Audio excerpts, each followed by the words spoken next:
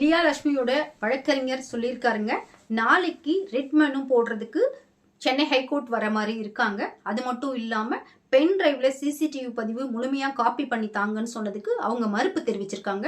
முழுமையா வீடியோ பதிவு அவங்களுக்கு தரவே இல்லை. அது மட்டும் இல்லாம இந்த குழந்தையின் பெற்றோர்கள் கண்டிப்பா எங்க குழந்தை செப்டிக் டேங்க்ல விழுந்து இறந்து போகல அப்படின்னு சொல்ற விஷயத்துல ஆணித்தரமா இருக்காங்க.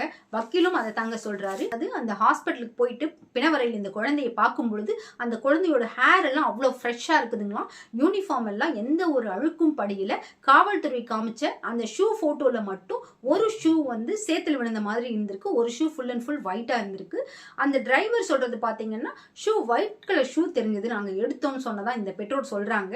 ஆனா அவரு நியூஸ்ல பாத்தீங்கன்னா ஒயிட் கலர் ஷூன்னு சொல்றாரு. இந்த பேரண்ட் சொல்றது ரெட் கலர் ஷூ, பாட்டம் தான் ஒயிட்ல இருக்கும் அப்படின்ற மாதிரி சொல்றாங்க. ஸோ இந்த ரிப்பன் ஸ்ட்ரெயின்ஸ் இது எல்லாமே வச்சு கண்டிப்பா இந்த குழந்தைக்கு என்ன நடந்துச்சுன்றத காவல்துறை கண்டுபிடிச்சு சொல்லணும். இந்த வழக்குல மேற்கொண்டு தொடர்ச்சி என்ன நடக்குதுன்னு நம்ம தொடர்ந்து பார்க்கலாம். உங்களுக்கு இந்த வீடியோ பதிவை முழுமையா பார்க்கணும்னா கீழே பிளே பட்டனை கிளிக் பண்ணுங்க, முழு விவரங்களை பார்க்கலாம். நன்றி, வணக்கம்.